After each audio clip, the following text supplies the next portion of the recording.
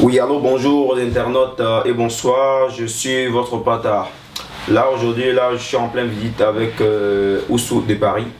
Disons, je suis là pour une interview, juste il va nous laisser quelques mots. Là, on sait que ce monsieur a fait une épreuve durant de 2 ans. Il n'était pas là, il n'était pas parmi nous, disons. Ça fait plus de 2 ans qu'on ne voyait pas ce monsieur dans la nuit parisienne. Donc, d'abord, merci Oussou d'avoir accepté l'interview. Et voilà, on sait que vous venez d'une épreuve qui a duré pratiquement 2 ans. Aujourd'hui, on voulait savoir juste quels sont vos sentiments. Je suis content de revenir parmi. Je te remercie déjà pour l'opportunité que tu me donnes de pouvoir m'exprimer, pouvoir m'adresser à tous ceux qui ont une affection particulière pour moi, aux amis de Paris, aux fanatiques d'Abidjan et tout. Je suis content de revenir parmi les miens, parce que j'ai été, comme tu le dis, dans une épreuve pendant 2 ans et j'étais très éloigné d'ici. Ça fait toujours un bien énorme de retrouver sa famille, ses proches et voilà. Donc je suis vraiment content et heureux de retrouver ce que j'aime. Ok, donc merci. Mais on va savoir aujourd'hui aussi, pendant les 2 ans, quand vous étiez là-bas, on voulait savoir comment ça se passait. C'était un peu dur pour vous, c'était facile. Vous savez, ces 2 ans dans le monde carcéral, j'étais pas en balade, je suis resté 2 ans enfermé, c'est quelque chose assez, moralement assez difficile. C'est une épreuve qui m'a apporté plus qu'elle m'a fait perdre des choses. Voilà, elle m'a permis d'apprendre des choses sur moi-même, sur mon entourage, sur ce que je pouvais porter, sur ma personne. Et voilà, ce n'était pas du tout facile, mais ça fait partie de la vie des hommes, connaître des épreuves, les surmonter et puis avancer. Ok, maintenant aussi, je vais vous poser quelques questions aussi par rapport à le lien d'amitié qui est entre toi et tes gars.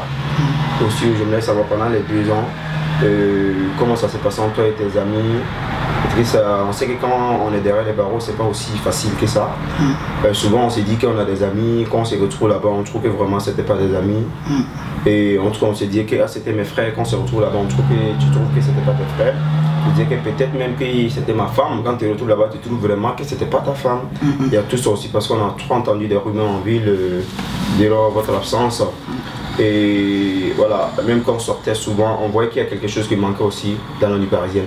Donc je revenais un peu sur la question, quel genre de trahison vous avez eu pendant ces 2 ans derrière les barreaux, par rapport à l'amitié entre tes frères, tes sœurs, voilà, pendant tous ces moments-là, qu'est-ce qui vous a manqué au fait? Et quel genre de trahison vous avez eu? Vous savez, une épreuve, elle vous relève beaucoup de choses. Elle vous permet de vous mesurer à l'obstacle. Elle permet de mesurer l'attachement et l'amour que les autres ont pour vous. C'est une épreuve dans laquelle j'avais pas de grands besoins matériaux. Matériellement, on n'a pas besoin d'argent, de beaucoup de ces choses-là, mais on a plus besoin de soutien, de l'amour de ses proches. Tu vois, et voilà, c'est comme ça, la vie est faite comme ça. Il y a certains qui m'ont à un moment donné tourné le dos pour X ou Y raison. J'en veux à personne, ça va. Pour certaines personnes, ça m'a touché, pour d'autres non, parce que ça fait partie de ma vie, ces choses-là. Je suis habitué à ces coups de poignard-là. J'ai pris les choses avec beaucoup de philosophie, et puis j'ai avancé. Il y a eu des trahisons, il y a eu des coups bas, comme il y a eu de belles révélations aussi. Il y a des gens que je n'attendais pas à ce niveau-là, qui m'ont apporté plus que leur soutien, qui ont été là de bout en bout. Il y en a aussi qui n'avaient pas le choix. Ils étaient obligés du début à la fin d'être là. Voilà, et c'est comme ça. Ok, maintenant Oussou, je peux me permettre de rentrer un peu dans votre vie privée, avec votre accord. Déjà, j'aimerais savoir, pendant ces moments-là aussi, on entend aussi des rumeurs par rapport à votre divorce. Donc, vous pouvez nous en parler un peu sur votre divorce quand même? Vas-y, tu sais, je suis quelqu'un d'assez connu. Mais j'ai toujours fait en sorte que ma vie privée soit assez éloignée de l'abattage médiatique, toute la propagande médiatique qui m'entoure dehors, tu vois. Beaucoup de gens me connaissent, mais peu ont déjà vu le visage de celle qui partageait ma vie. J'ai toujours fait en sorte d'éloigner ma vie privée de celle publique. Mais bon, je suis comme beaucoup de gens, j'ai eu une vie de famille, une vie de couple, comme le commun des mortels, comme vous, comme plein de gens. À un moment donné, ma vie maritale ne marchait plus. Sûrement que la passion n'y était plus. Certains problèmes et des embrouilles nous ont usés. Puis on a fini par se séparer comme n'importe qui. J'ai été, je dis, un peu déçu d'entendre des gens essayer de résumer 15 ans de ma vie ou 12 ans de ma vie avec quelqu'un par de petites explications mensongères, par des rapports et qui m'ont un peu égratigné. C'est malheureux, c'est vilain de ramener autant de temps de vie passé avec quelqu'un à de petits faits. Mais bon, j'ai fini par me séparer comme beaucoup de gens qui ne pouvaient plus être ensemble. C'est tout, il n'y a pas eu mort d'homme. Dieu merci, cette personne elle continue de vivre. C'est quelqu'un qui a compté beaucoup dans ma vie. C'est quelqu'un qui m'a apporté beaucoup de choses. Si j'en suis ici aujourd'hui, c'est un peu grâce à Florence. Et voilà, je le connais triste à toute ma vie. Maintenant, elle a refait sa vie. J'essaie de refaire la mienne. Puis le meilleur pour nous deux est à venir. Les polémiques qui entourent ma vie maritale, elles ne sont que des polémiques de petits gens. Voilà, des rapports de petits quartiers, de dessous de table. C'est rien d'autre qu'un divorce. Chose que je ne souhaite à personne. Mais il n'y a rien eu de différent. Je me suis séparé comme n'importe qui s'est séparé d'une femme avec qui il était, que ça ne marchait plus. Voilà. Mais est-ce que vous comptez que vous n'avez jamais vu de l'espoir que ça peut revenir un jour ou pas ou... Non, ce qui est pas chez vous, quand c'est passé, ou on peut rattraper le coup ou pas? Qu'est-ce que vous en pensez? Vous savez, il y a des choses qui sont rattrapables dans la vie. Il y en a certaines qui ne le sont pas. Pour moi, quand quelqu'un meurt, je crois qu'on peut être l'ami du bon Dieu, on ne le ramènera pas. Quand on se sépare de quelqu'un, il y a des conditions dans les séparations amoureuses ou amicales qui font qu'on peut rattraper les choses, on ne peut plus les rattraper. C'est pas qu'on a une séparation assez dure et tout, non. Mais je pense qu'on s'est séparés à un moment donné où on était usés tous les deux. Il n'y avait plus moyen de se remettre ensemble. Je crois que ça m'a fait un bien de repartir de zéro, de m'ouvrir à autre chose. Et je pense pareillement pour elle. Donc, je n'ai jamais eu à penser que ça m'a jamais effleuré, revenir, réessayer ma vie avec elle, non. Ça m'a jamais effleuré. Okay, merci Oussou. Et là, je reviens un peu, parce qu'on entend trop de rumeurs depuis que vous êtes derrière les barreaux. On entendait assez de rumeurs dans la ville de Paris. On sait que vous n'êtes pas en bon terme avec certains amis. Disons, je vais vous donner un exemple comme M. Do Crépin, comme JP Foulero, qu'on appelle JP Full Option. Vous-même vous l'appelez Jean-Paul, donc on l'appelle Jean-Paul. Et Lamine Gouti aussi. Je fais un big up Lamine Gouti. Nous prions Dieu pour que tu sois le plus vite possible entre nous. Nous t'aimons, on t'embrassons fort. On prie de chaque jour pour que tu gagnes ta liberté aussi. Donc salutations de à toi Lamine Gouti, c'est ton pata ici. Donc Lamine Gouti. Donc voilà, on voulait savoir si Yannick Ballon d'Or. Donc on voulait juste savoir entre toi et tes amis, qu'est-ce qui se passe réellement, parce qu'il y a trop de rumeurs. On attend ici, ouais, Oussou a fait ça là, Oussou a fait ça là, soit il a fait ça, Oussou. On ne sait pas réellement qu'est-ce qui se passe. Parce que c'est toi seul ton nom qui traîne parmi tous tes amis comme ça. Donc on veut savoir, soit c'est toi ou c'est eux. On ne sait pas qu'est-ce qui se passe réellement. Est-ce que vous pouvez nous expliquer un peu le cas parmi tous tes amis là? On sait que vous n'êtes pas en bon terme. Donc on veut une vérité sur cette histoire en fait. Bah, je vais pas faire la langue de bois. On sait tous qu'il y a des tensions, il y a des dissensions, il y a des différends. Je vais commencer par Lamine. Aujourd'hui, j'ai, par la grâce de Dieu, la possibilité de me déplacer. J'ai retrouvé ma liberté. C'est quelque chose que lui n'a pas encore. Donc, pour l'instant, permettez-moi de ne pas pouvoir l'attaquer comme d'autres ont fait à mon égard. Parce que pour moi, il ne faut pas attaquer un homme qui est à terre. Aujourd'hui, il est encore détenu. Et je ne vais pas lui faire ce qu'on m'a fait. On va attendre qu'il sorte un jour. La prison n'est pas éternelle. Il sortira à ce moment-là. On s'expliquera tous les deux. Mais pour l'instant, ayons encore un minimum de décence et accepter que je n'ouvre pas ce débat-là. Surtout pour sa personne. Ok, pas de souci. Voilà. Et parlant de Crépin, je crois que aujourd'hui Crépin connaît beaucoup de monde à Paris. Je ne suis pas celui qui l'a envoyé à Paris, mais en tout cas des gens de mon monde, c'est-à-dire ceux qui sont de ma génération, c'est un peu moi qui envoie Crépin vers tous ces gens-là. Je n'ai pas de problème véritable avec Crépin. On a eu des dissensions par personnes interposées. Et voilà, c'est tout. Crépin on peut tout reprocher au tigre, mais on ne peut pas lui enlever sa intégritude. Crépin, c'est quelqu'un qui m'a apporté beaucoup de choses. Il m'a appris des choses que je reconnais, tu vois.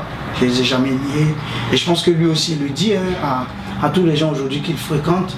Il a dit assez clairement que Oussou, ça reste mon ami, quoi qu'il se passe. Oui. Vous êtes des gens que je connais, à qui j'apporte mon concours dans l'évolution de votre vie à Paris. Vous êtes des clients, comme il le dit. Oui. Moi, Oussou, c'est mon ami. Je connais la famille de Crépin, je connais très bien sa femme, je connais ses enfants. Je pense qu'il n'y a pas de grand problème entre moi et Crépin. C'est un vieux couple, tu sais, un vieux couple. Il faudra juste qu'on se revoie pendant un moment et on remettra le couvert. Voilà, on n'a pas de gros problèmes, moi et Crépin. Voilà. Ben, revenons sur le cas de Bénin de Yannick Ballandon. Yannick, c'est... La dernière fois que j'ai entendu Yannick, c'est qu'il a dit qu'il ne me connaissait pas, que j'étais qui, qu'il n'avait rien à me dire. Avant de parler de Yannick, moi je veux pouvoir rappeler aux gens, à Yannick, même s'il veut, quand il verra cette vidéo, que moi je le connais. Lui ne me connaît pas, il n'a rien à me dire, moi je le connais. Ça a été mon ami. Peut-être que moi je n'ai pas été cela pour lui, mais moi ça a été mon ami. Avec Yannick, on est parti vraiment sur des bases vraies. Je l'ai porté comme mon frère, je lui ai apporté tout ce que je pouvais, je l'ai rapproché des gens à qui je tenais, pour qu'ils soient là au cas où il y a des problèmes, pour qu'ils puissent s'appuyer sur eux pour avancer. Parce qu'il ne suffit pas à un moment donné de sa vie d'avoir des moyens. Les moyens humains, ça ne s'achète pas. On peut acheter une voiture, une chaussure, mais on n'achète pas l'amour d'un homme. Donc je l'ai rapproché de certaines personnes pour qu'ils puissent s'appuyer sur ces gens-là. Après, la vie a fait que je n'ai pas été là pendant un moment. Quand j'ai été arrêté, j'ai demandé qu'on remette les clés de mon appartement à Yannick. Vous savez, l'appartement d'une personne, c'est là-bas que se pose son âme. C'est un endroit assez sacré pour l'homme, tu comprends? Quand j'ai ce malheur-là et que je demande à mes proches de remettre mes clés à Yannick, ça veut dire que c'est quelqu'un qui compte quelque part. Yannick s'est installé chez moi et à partir d'un moment, j'ai commencé à avoir du changement dans son langage. Il prenait des airs que je n'appréciais pas. On a eu des accrochages. Mais avec mon expérience en tant que grand frère, j'ai essayé chaque fois d'arrondir les angles pour revenir à des meilleurs sentiments, pour ne pas arriver à ce dans quoi nous sommes aujourd'hui. Tu vois? Mais ça a été difficile, laboureux. À des moments donnés, il prenait des airs, il était devenu difficile. Il faut dire les choses comme elles sont. Yannick a pris la tête, à un moment donné, la grosse tête. Et c'était devenu difficile de parler avec lui. Vous voyez? Et puis il y a eu des petits incidents qui ont fait que l'écart, la distance s'est vraiment créée entre nous. Je vous explique que en décembre 2013, je vois le juge, je sors du bureau du juge, mon avocat me prend à partie. Il me dit Ousmane, on va aller en cours d'appel et je vais essayer de proposer un dossier, une demande de liberté provisoire sous bracelet électronique. Oui. Ce qui explique qu'on va me mettre un bracelet au pied, mais pour le mettre, il faut que j'ai un fixe chez moi et que j'ai une adresse à mon nom. C'est une proposition qu'on va faire à la justice, peut-être qu'elle va être acceptée.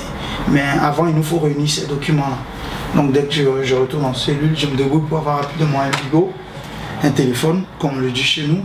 J'appelle mon frérot, je lui dis écoute, je viens d'avoir une telle discussion avec mon avocat. Essaie de m'envoyer la copie d'une facture d'EDF qui est chez moi. c'est-à-dire une facture d'électricité. Et assez froidement, Yannick me dit, c'est pas possible. Je dis, mais qu'est-ce qui se passe? Tu n'en as pas sous la main, je sais pas, tu n'arrives pas à ouvrir ma boîte aux lettres, tu reçois pas. Il me dit si, mais c'est pas possible parce qu'il ne veut pas que mes problèmes judiciaires jaillissent sur lui. Je dis, mais oh, comment mes problèmes vont jaillir sur toi? Il dit non, il ne veut pas me permettre d'avoir ce papier-là, parce qu'après la police peut faire des perquisitions chez moi pendant que lui il est là-bas. Je dis, mais quand j'ai été arrêté, la police a fait une perquisition chez moi. Ils n'ont rien emporté de chez moi. Je ne vois pas pourquoi ils vont revenir. Et puis la police ne vient pas chaque 15 du mois faire des perquisitions chez des gens. Voilà, c'est un document que mon avocat demande, il est très important pour moi. Essaie de trouver le moyen de me l'envoyer. Il m'a opposé une fin de non-recevoir. J'ai fait mains et pieds pour le convaincre. Je n'ai pas eu qu'une cause. Ça m'a blessé, j'ai insisté. Je lui ai demandé pourquoi. Il m'a dit assez calmement que lui, il avait ses habits, ses chaussures et ses vêtements chez moi. Il ne voulait pas que la police vienne faire une perquisition, qu'ils emportent ses affaires. J'ai été sidéré. C'est-à-dire, il évaluait ma liberté à sa laine, à son cuir, à des jeans. Je m'imaginais que ma liberté valait aussi peu. Je m'adressais à quelqu'un que je considérais comme mon frère. On parlait d'une histoire de vie. J'étais en détention entre 4 murs. Et je ne demandais pas le ciel à Yannick. Je lui demandais un document où il portait ce document-là, il portait que mon nom. Yannick vivait dans mon appartement. Cette maison-là, c'était moi qui avais payé la caution. Elle avait été meublée par moi. Donc la facture d'EDF, elle était à moi. Il a refusé de me la donner sous prétexte que ça le mettrait peut-être en danger. Il allait perdre des vêtements. Imagine un peu l'émotion dans laquelle j'étais. J'étais entre 4 nuits, il faisait nuit. C'était douloureux, c'était difficile. Ça a été des moments difficiles, mais je les ai pris comme ça, d'autant plus que je ne pouvais rien faire. J'avais mal, mais j'ai accepté que ce soit comme ça, qu'aujourd'hui, mon frère me tourne le dos, parce qu'il veut protéger ses affaires. Ça m'a fait mal, mais voilà, la vie est comme ça. J'ai pris les choses comme ça. On a continué à s'appeler de temps en temps. Et puis il est arrivé un second fait, parce qu'aujourd'hui, il ne faut pas citer que les mauvaises choses qu'il a pu faire. Il faut dire aussi ce qu'il a fait de bien. Il a eu un enfant. Il a donné mon prénom à son enfant. C'est quelque chose qui m'a profondément marqué. Ça m'a fait plaisir.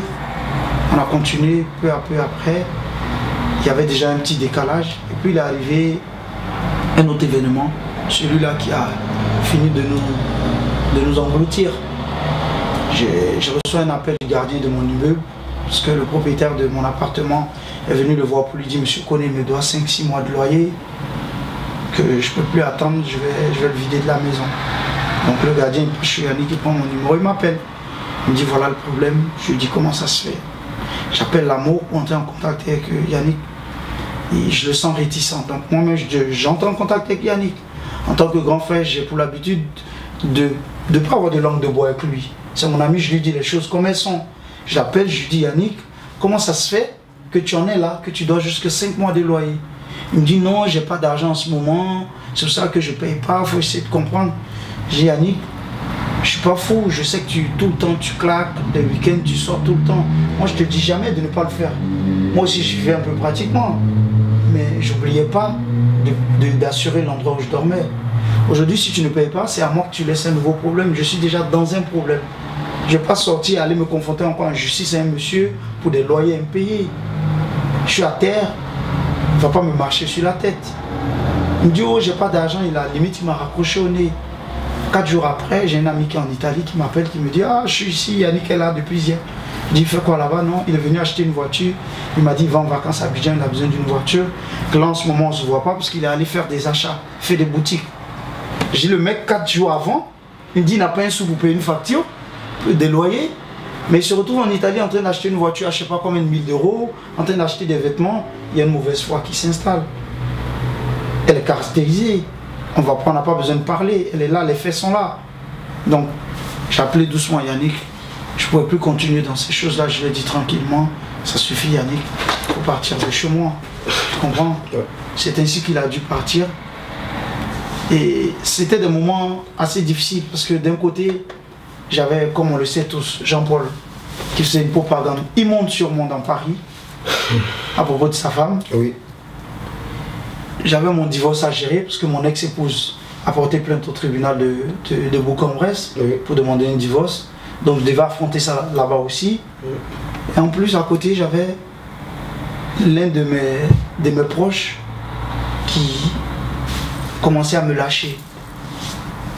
Donc imagine un peu l'état d'esprit dans lequel j'étais. Mais j'ai pris les choses comme ça. Je me suis dit que c'était sûrement mon destin.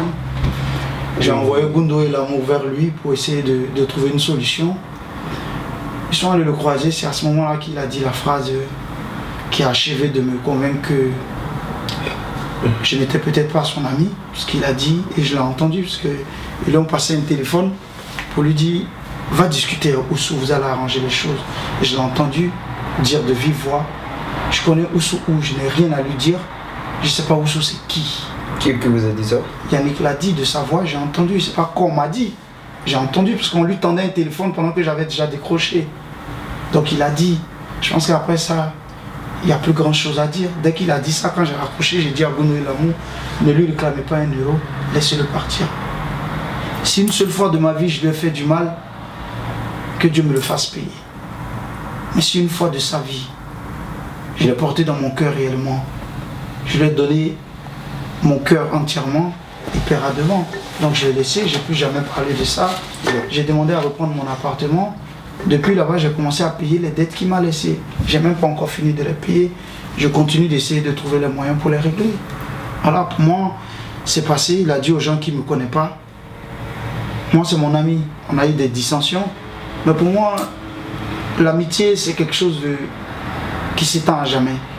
Elle connaît des pauses, mais elle continue. Quand vous avez partagé des choses ensemble, il ne faut pas voir simplement l'instant où tu as mal. Il faut regarder aussi les bons moments que vous avez passés ensemble. Voilà, je n'ai pas de rancune. Je l'ai vu d'ailleurs quand je suis sorti, je l'ai salué. Je comprends. Pour lui dire que je n'ai pas de rancune et que la vie continue comme ça. Voilà. Okay. Alors, revenons un peu sur le cas de JP. Qu'est-ce qui se passe réellement entre toi et JP? Parce que là on ne comprend pas. On sait que JP c'était l'un de votre meilleurs amis. Et plusieurs fois même pendant les anniversaires passés, pendant même des vidéos, moi je vous ai surpris plusieurs fois. J'ai fait des vidéos avec moi où moi je chantais Matri Kamaroussou. Je ne sais pas si tu te rappelles de ce jour-là, ouais, je suis avec JP. Bon, je dis comment ça se fait-il que toi et JP vraiment il y a plus, le lien commence à flotter là. On ne sait pas qu'est-ce qui se passe réellement. Comme tu le dis, c'est des choses qu'on ne peut pas nier. On a tous entendu à Paris ce que Jean-Paul a dit. Je vais commencer par une citation assez profonde de Jacques Vergès, éminent avocat français qui a marqué de son empreinte la justice mondiale. Il dit dans une citation qui suit: quand un chien mord une vieille dame, on ne peut pas dire de lui qu'il est inhumain. Parce que l'inhumain est le corollaire de l'humain. Dans la bêtise, dans la méchanceté, dans le mensonge, comme dans tout ce qui régit l'univers de notre vie. Vous savez, vous pouvez dire des choses une fois, 2 fois de quelqu'un, mais à un moment donné, il aura l'occasion de se défendre. Oui. Tu vois, dans ce que j'ai eu de difficile dans ces moments-là, c'est que je n'avais pas la possibilité de me défendre. La justice, même dans sa loi la plus basique, elle permet même à ceux qui ont fait des faits, qui ont posé des actes, de se défendre avant de les condamner. Moi, j'étais condamné avant même d'avoir ouvert la bouche. J'avais pas les moyens de me défendre. Tout le monde m'attaquait. Jean-Paul faisait une propagande immonde sur moi dans Paris. Mes proches, ils marchaient la tête basse. Ils ne savaient pas où entrer. Parce que je n'avais même pas moi les moyens de les convaincre. Jean-Paul était tellement convaincant. Il entrait dans tous les endroits. J'ai une lettre que j'ai interceptée de Oussou. Oussou écrit à ma femme. Il lui fait des avances. Patati patata.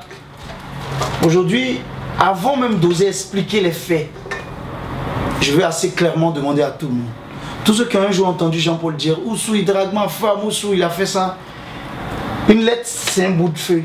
Oui. Elle est physique, elle est matérielle. C'est-à-dire, on peut la garder. Ouais. Elle est là. Ouais. Jean-Paul n'a pas encore montré cette lettre à une seule personne de sa vie. Je veux aujourd'hui assez courageusement lui demander de la montrer aux gens. Moi, je lui donne l'autorisation. Parce que c'est une lettre qui est écrite de moi. Elle n'émane ni de sa femme, ni de lui. C'est de moi. C'est mes écrits. Mon écriture est reconnaissable. Et c'est ma lettre. Je lui donne l'autorisation de la montrer à tout le monde. Au moins, on serait éclairé sur ces choses-là. On sera situé. Pour en arriver vraiment au fait, moi et la femme de Jean-Paul, on est très liés. On s'est liés d'amitié depuis quelques temps, depuis quelques années. Et on est devenus confidents. Oui. C'est-à-dire, c'est quelqu'un qui me confie des choses assez fortes sur sa vie de couple. Ouais. Et je faisais pareillement. Jean-Paul qui est là, il avait le numéro de mon ex-femme Florence, il appelait. Je n'ai jamais dit à Jean-Paul, mais aujourd'hui tu as appelé Florence, vous êtes parlé combien de fois? Je ne lui ai jamais demandé. Ouais. Donc quand je parlais avec sa femme, je n'allais pas derrière l'appeler pour lui dire Jean-Paul, j'ai eu ta femme aujourd'hui, on s'est parlé 3 fois. Tu comprends? Moi et elle, on partageait des choses. Des fois, je lui rendais compte un tout petit peu quand elle me racontait que ça n'allait pas entre eux. J'essayais d'arranger les choses. Mais sans plus, quand je suis tombé en détention, je n'avais pas mon ancien téléphone en main, donc je n'avais pas de numéro. Pour joindre sa femme, c'est Jean-Paul que j'ai appelé. J'ai appelé mon frère, il m'a donné le numéro de Jean-Paul. J'ai appelé Jean-Paul, je lui ai dit passe mon numéro à ta femme. J'ai rien fait en sous-marin, je ne me suis pas caché pour entrer en contact avec sa femme. Et je n'avais pas le téléphone tous les jours. Je ne sais pas si on vit dans le même monde, mais pour être en contact avec quelqu'un qu'on est en prison, c'est par écrit. Oui. Donc c'est qu'à travers des lettres que je pouvais communiquer avec elle. On s'écrivait, point barre. Donc quand Jean-Paul s'en va raconter à des gens, j'ai intercepté une lettre, mais montre-la. Montre-la un jour aux gens. Arrêtons à un moment donné dans ce milieu-là de dire des choses sans preuve. Emmenons maintenant les bavards aujourd'hui à dire les choses comme elles sont, à apporter des preuves à ce qu'ils disent. Moi j'ai des preuves. J'ai les lettres de sa femme là dans mon sac. Je ne dis pas dehors ou demain je vais les envoyer, je les ai là. Mais à un moment donné, je pense un peu à elle. Elle n'a rien demandé. Aujourd'hui elle est séparée de Jean-Paul. Elle vit sa petite vie tranquille. Je n'en suis pas la raison. Je n'en suis pas la cause de la séparation. Est-ce qu'il faut, pour l'attitude qu'il a eue, étaler cette femme-là dans la presse, dans les milieux ivoiriens? Non, je ne pense pas. Mais si Jean-Paul tient à continuer dans la voie où il est, je vais me permettre de montrer ces lettres-là à des gens. Parce que les gens, quel que soit leur niveau, ils arrivent à dissoudre le faux du vrai. Oui. Tu comprends? Et quand ils vont lire ces lettres, ils vont comprendre. C'est quand tu lis une lettre, tu sens et tu vois à travers les lettres le genre de relation que ceux qui ont échangé ces lettres-là avaient. Tu comprends? Jean-Paul est allé loin. Il m'a blessé d'abord, au fond de moi. Moi, je suis habitué aux attaques. Mais quand ils viennent de gens que tu aimais vraiment, des gens à qui tu as été vraiment proche, ça fait plus mal. Sinon, les attaques, les rumeurs, c'est le lot de ma vie. Depuis que je suis gosse, il y a toujours eu des problèmes dans ma vie comme ça. Je vis comme ça. Et ça ne me dérange pas, c'est devenu une seconde nature pour moi. Mais ça m'a fait mal parce que Jean-Paul est allé loin. Il a raconté dans tout Paris à des gens. Il est parti au bled, il a raconté aux gens, il a insulté mes frères. Il a dit des choses méchantes. Aujourd'hui, moi je suis revenu. Peut-être qu'il ne pensait pas que j'allais revenir aussitôt. Mais Dieu a voulu que je sois là. Aujourd'hui, je ne veux pas faire d'histoire avec lui. Je lui demande doucement de se dépêcher de montrer les lettres aux gens. Il n'y a jamais une question d'amourette entre moi et sa femme. Et c'est pas demain que ça va commencer. Je veux pouvoir dire assez sereinement aux gens qu'il ne s'est rien passé avec Jean-Paul. Jean-Paul avait sûrement envie de... Il avait un esprit de vengeance, je ne sais pas par rapport à quoi. Il a créé sa petite polémique pour se faire du buzz. Mais je suis là maintenant. Je pense que c'est le réel moment de faire ce buzz-là. Je suis là et j'ai les moyens de me défendre. Je suis libre en parole et en acte. C'est le moment, le véritable moment d'ouvrir les débats. C'est tout ce que je demande à Jean-Paul. Voilà quoi. Donc, c'est vrai, vous avez entendu des choses, Jean-Paul a dit ça, ou soit Yannick a dit ça, ou soit... Moi, je vais revenir un peu sur tes questions. Mais est-ce que tu ne trouves pas que c'est des rumeurs, ou soit vous croyez vraiment à 100% que ça a été dit Qu'est-ce que vous en pensez de cela? J'ai dit un proverbe qui dit que la rumeur est comme le parfum. Sentez-la mais ne la buvez pas. Mais la rumeur, c'est quelque chose qui est fondé à la base sur un fait. Ouais. Même si on la déplace, on la déforme, on la maquille, on la colore, elle devient grande, mais elle part de quelque chose. Elle part d'un fait qui est réel. Tu vois? Et elle est partie de quelque chose. Voilà, dis-moi Osso, je vais tenter de revenir un peu, puis te revenir un peu par rapport à tout ce que vous avez dit tout à l'heure. C'est vrai, 2 ans derrière les barreaux, est-ce que vous ne trouvez pas un peu que les gens qui vous appelaient pour vous dire non, X a dit ça ou Y a dit ça, peut-être ils cherchaient à se rendre plus intéressant à côté de vous, ou soit est-ce que c'était la vérité? Parce que quand on dit quelque chose, moi je pense que c'est mieux de chercher à vérifier et voir la vérité au fait. Maintenant là, quand on me dit que X a dit ça ou Y a dit ça, je pense que oui c'est vrai, mais souvent chez nous il y a trop de rumeurs, tu vois. On dit souvent des choses qui ne sont pas vraies. Tu vois, même chez nous ici, je vous donne un exemple bête. On a tous grandi en Côte d'Ivoire, on sait comment on a des mentalités un peu bizarres. Même quand quelqu'un sort de la rue, peut-être je te donne à la gare du Nord comme ça, il trouve que la police a tiré une fois beau en l'air. Normalement, quand la personne va expliquer, il doit expliquer: ah, aujourd'hui la police a tiré à la gare du Nord beau une fois. Mais c'est pas comme ça, nous les Ivoiriens disons, on explique. Quand nous on va expliquer, on va dire: ah, la police c'était la tégé. Excusez-moi, c'est dans notre jargon. On dit la police c'était la tirée à la gare du Nord. Hein. Alors que la police a tiré une fois seulement beau. Tu vois, quand c'est comme ça, les explications ne sont plus collantes, tu vois. Ça commence à zailler un peu. Donc, lui aussi, il va expliquer la police était la terre. Et l'autre qui va expliquer, il va vouloir aller expliquer à l'autre aussi. Ça, il va se déformer. Ça déforme en fait. Je vois un peu. Donc, je pense que. Moi je pense que ça serait mieux de mener tes propres enquêtes et voir vraiment la réalité en face. Parce que tu étais là-bas, bon, tout le monde t'appelait, tu recevais des messages, d'autres t'ont lâché, c'est vrai. Mais je pense pas que ça serait mieux de venir faire la guerre. Je cherche à comprendre réellement ce qui s'est passé et voir la vérité en face avant de t'attaquer au fait. Je veux assez clairement dire les choses comme elles sont. J'ai aucune intention de guerre avec qui que ce soit. Je ne le dis pas parce que je fais la langue de bois ou quoi que ce soit. J'ai eu le temps de... C'est vrai que j'ai eu beaucoup de mal quand j'entendais des choses, mais j'ai eu le temps de les digérer. Voilà, je suis sorti pas dans un esprit de vengeance ou quoi que ce soit. Tu me parles de rumeurs qu'il faut vérifier sûrement avant. Ce que je veux te dire, c'est que, comme je le dis assez souvent, la rumeur c'est comme du parfum. Sentez-la mais ne la buvez pas. Mais la rumeur en vérité, elle s'appuie sur quelque chose avant de se former. On peut l'agrandir, la grossir, la déplacer, la déformer, la colorer. Mais à la base, elle part sur un fait. Et moi, c'est à ce fait-là que je m'attache. C'est pas que ceux qui m'appellent, les gens ils m'appelaient pas tous les jours pour me raconter des histoires. Ils m'appelaient, ils prenaient de mes nouvelles. Mais quand il y avait des choses, ils m'en parlaient. Je comprends. Et je prenais le temps moi aussi de les vérifier. Pas par une personne ou 2 personnes, par une dizaine, une quinzaine de personnes à un moment donné, tu te rends compte qu'il y a du vrai dans ce qu'ils disent. Mais tout ce que je n'ai pas essayé de m'attacher à tout ce qu'on me disait. On me disait des choses auxquelles je ne faisais pas attention forcément. Parce que je savais essayer de faire la part des choses entre le vrai et le faux. Donc ce n'est pas resté que des rumeurs. On m'a rapporté à des moments donnés des choses. Parce qu'il était important que je sache ce qui se tramait derrière moi. Jean-Paul avait mon numéro, il n'a pas osé m'appeler pour me dire: ah, j'ai appris, voilà ce que je viens d'intercepter.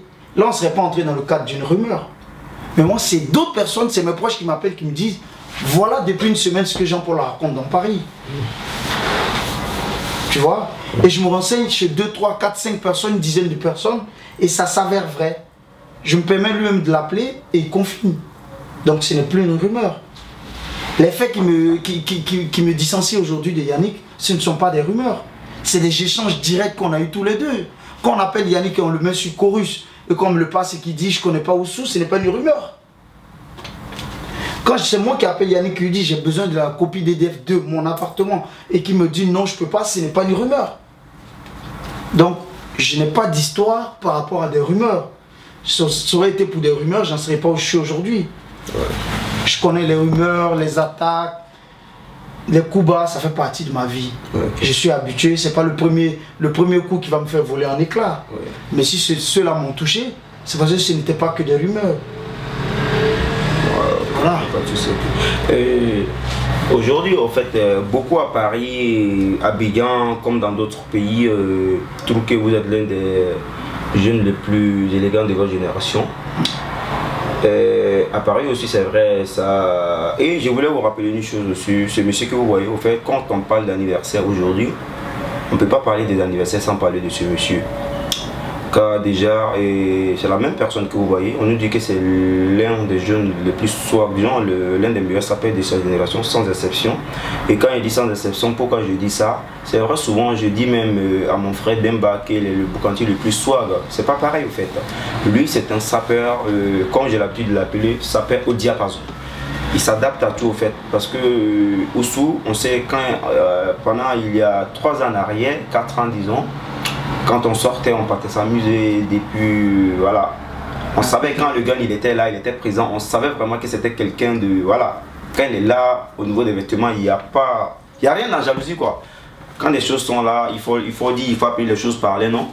Et quand on parle des anniversaires aujourd'hui, on ne peut pas parler des anniversaires sans parler de ce monsieur. Pourquoi je vous dis ça? Parce que c'était le premier qui a eu d'abord l'idée de fêter son anniversaire et c'était à l'Alizé Club.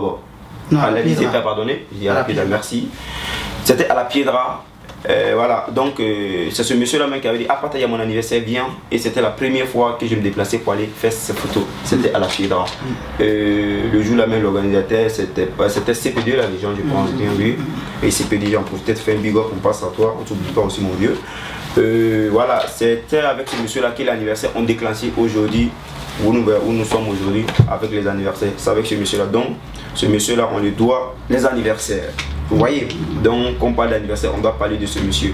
Et on trouve aujourd'hui que vous êtes l'un des jeunes les plus swag, les plus stylés de votre génération. Partout, les fans d'écrire, souvent on parle en inbox, même des filles, les gens en parlent. Est-ce que vous ne pensez pas c'est parce que vous avez le corps ou bien c'est parce que vous connaissez la mode, même réellement, ou c'est parce que, je sais pas quoi.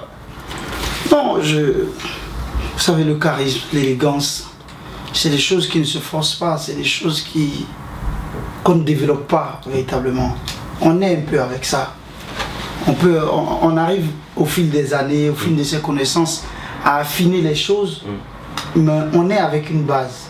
Vous savez, j'ai côtoyé des gens qui m'ont permis d'affiner les choses, Crépin, d'autres grands frères que je ne vais pas citer ici, parce que beaucoup ne les connaissent pas. Ce ne sont pas des gens qui fréquentent mon milieu, mais j'ai appris au contact de ces gens-là à ne pas faire les choses parce qu'il faut le faire, mais à faire les choses parce qu'on les aime véritablement.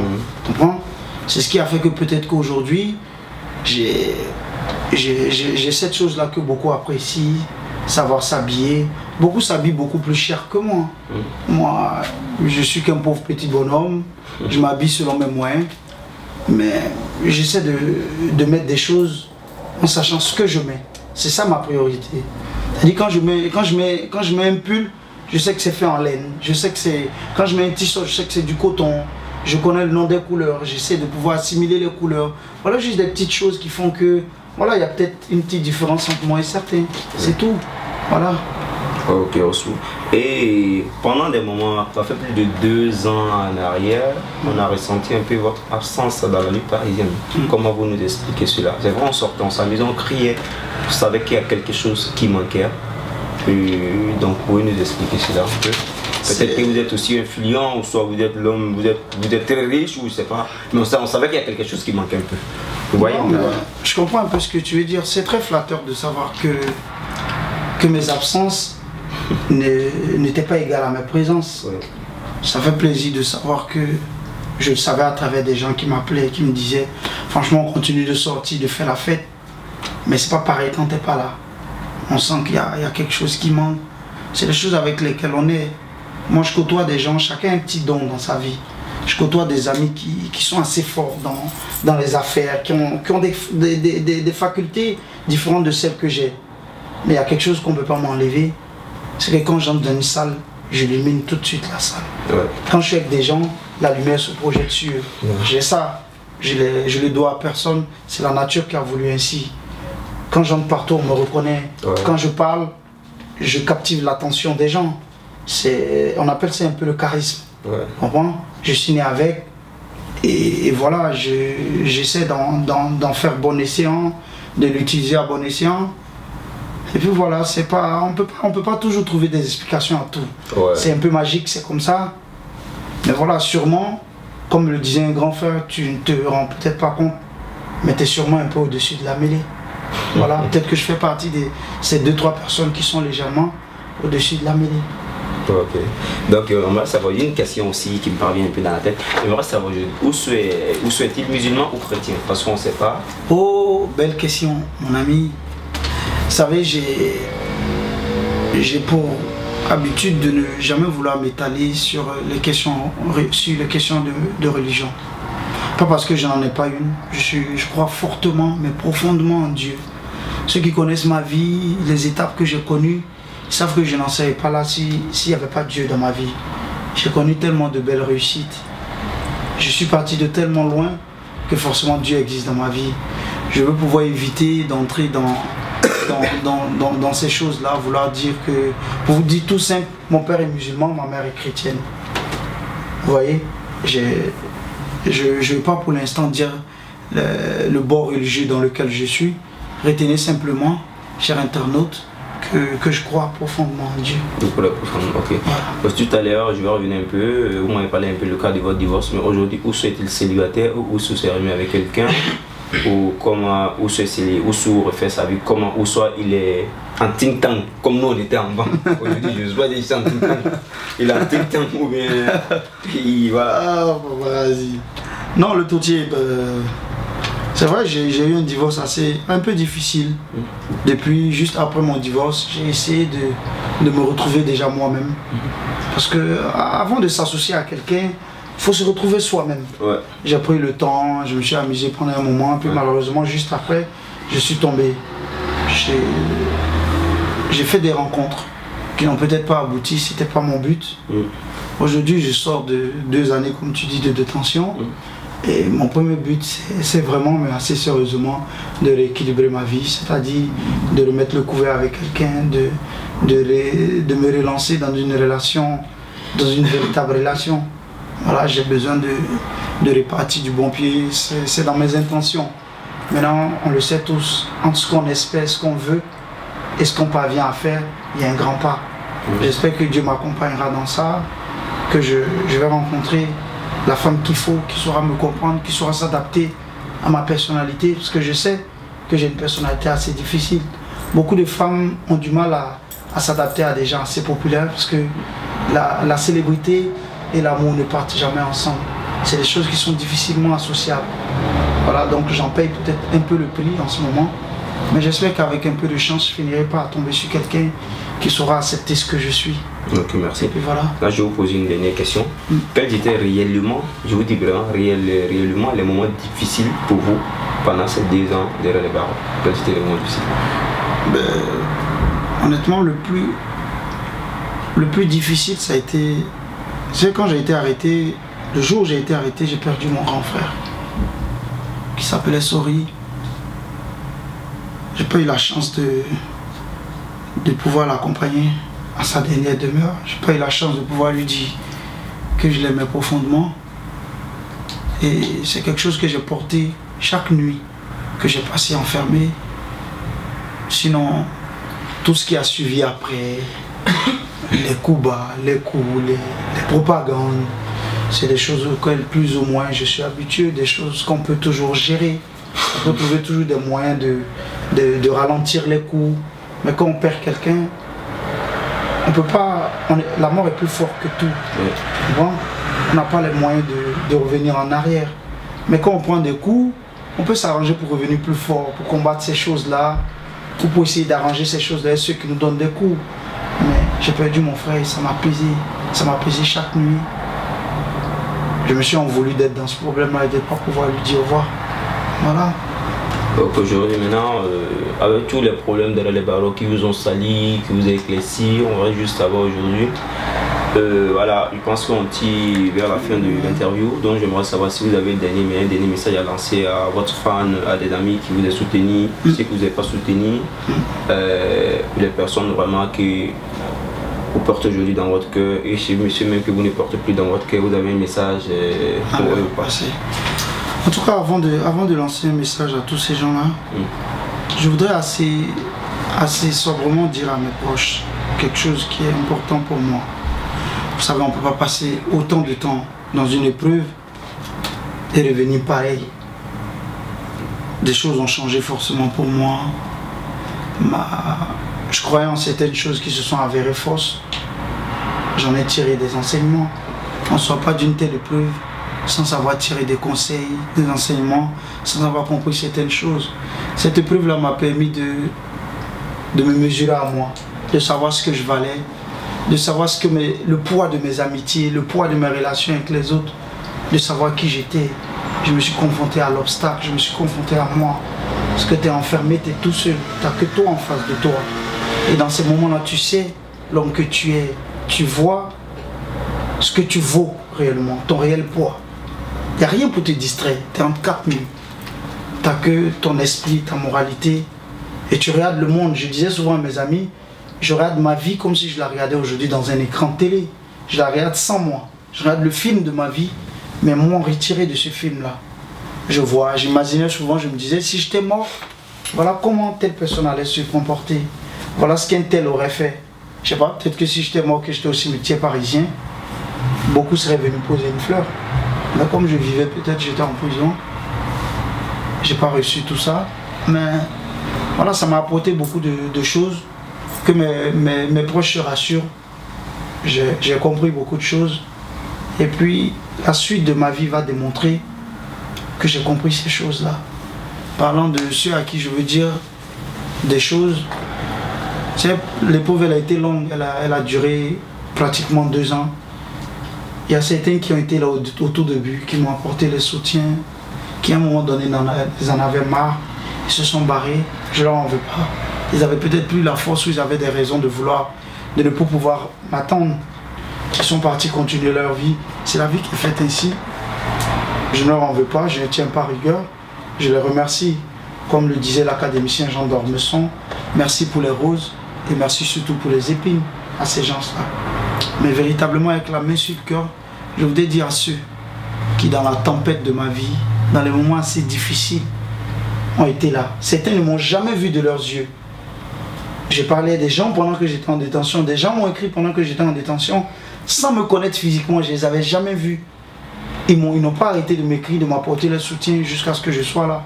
Je dis merci à ces gens-là. Après, je ne peux pas citer aujourd'hui de nom, parce que beaucoup de grands frères ont tenu à m'apporter le soutien. Et c'est quelque chose qui compte beaucoup, beaucoup, beaucoup pour moi. Je veux pouvoir assez sobrement dire merci à Bonakalou, à Joe Kakabendele, à Beau-Fils, à ma petite soeur Bundo, à Ulrich Dubois DSK et sa femme Fatou qui est ma soeur, à Kelly Obama qui n'était pas loin, qui m'appelait, ça m'a promis, tout le temps il m'appelait. À tous ces gens-là qui m'appelaient, je vais passer en passant à faire un big up à mes amis qui sont encore restés là-bas, à Philly, à Ludo, le chevalier d'or, à Ril, à Monuf, à Bibi Strauss, mon pomite, à Paluche, à toute la clique de Bourg-en-Bresse. J'ai la main sur le cœur, je vous dis merci pour ce que vous avez fait. Et puis à mes soeurs, à ces gens-là qui n'ont jamais dormi, qui ont été tristes chaque nuit pour moi, qui m'ont porté chaque instant dans leur prière, dans leur cœur, qui faisaient des jeûnes même pour moi. C'est l'amour des gens, l'amour de vos proches, comme je le disais tantôt, est quelque chose de trop grand. On ne peut pas le payer, ça ne se fixe pas un prix. Bon, on peut te donner à boire, à manger, mais des gens qui te donnent leur amour, un amour aussi profond, c'est touchant. Je dis merci à Ibe Akunor, à toute la famille de l'Est, des gens qui m'ont porté dans le cœur, à toutes ces filles-là qui m'ont soutenu, Eva, Grace Mbi, à plein de gens qui ont été là, à Sandra, à ma petite Afi la tendancière, à Yolou, à tout le monde, tous ceux qui ont bien voulu me garder en esprit, à tous mes amis qui ont été là, mes vieux pères et tout, à Elichou. Voilà, c'est des gens qui ne m'ont jamais lâché. Je veux pouvoir leur dire merci. Aujourd'hui, l'émotion fait que je n'ai pas tous les noms en tête, mais sachez tous que je vous dois quelque chose. Votre soutien était important pour moi. C'est grâce à celui-là que j'ai tenu tous les jours. C'est grâce à celui-là que je me suis accroché pour m'en sortir. Et c'est pas rien. Voilà. En fin de compte, je veux une dernière fois dire à tous ces petits jeunes qui comme moi, aiment la vie, je veux leur dire une chose qui résume ma personne. Voilà. rien ne se donne à nous, tout est à conquérir. Battez-vous chaque fois, on peut tomber, mais le devoir qu'on a, c'est de toujours essayer de se relever. Je n'ai rien eu de facile dans ma vie. Tout ce que j'ai pu faire dans ma vie, je l'ai eu de mes souffrances. Donc je n'attends rien aujourd'hui de personne. La bataille continue. La vie est ouverte, les débats sont faits, les jeux sont ouverts comme on le dit. C'est reparti. Voilà, ODB is back, Asle is back, la famille Nokumanchama is back. On ne parle pas beaucoup, on n'a rien à dire. On n'est que des petits gens. Et surtout, n'oubliez pas, quand vous verrez Pata Papara, vous faire des vidéos, ayez le courage et l'humilité de lui dire merci. Parce que si on en est là aujourd'hui, si on a cette propagande-là, si on est connu partout dans le monde, c'est un peu grâce à toi. Voilà, on oublie ça souvent, mais il est important de savoir dire merci aux gens qui font des choses pour nous faire avancer. Voilà, le dernier big up, le réel big up, il viendra à 2 garçons qui me tiennent à cœur. Mon père, l'amour Wilson, un homme très influent, celui que j'appelle mon vieux pervers, le véritable parisien. Et à Gabo Gabana, l'esprit montpellierin, et en dernière position à mon ami Ekomina Moitié, sérieusement courageux, parfait Malik Didi. Merci pour tout ce que tu as fait. Toute ma vie je te voudrais ça. Voilà. À toutes les chéries qui m'aiment, qui me portent dans leur cœur, qui me font beaucoup de j'aime sur Facebook, qui sont tout le temps là à commenter mes vidéos et mes photos. Restez connectés, la vie continue. Je suis heureux de revenir parmi vous. Je vous fais un gros bisou. Ciao. Ok, merci, restez connectés. Je suis votre Django, donc voilà. Les vérités sont là. Donc on attend les commentaires. Cette vidéo ne passera pas sur ma page parce que vous avez les traits d'amour. Donc je vous passerai sur mon compte YouTube. Ciao, ciao. Ciao, ciao.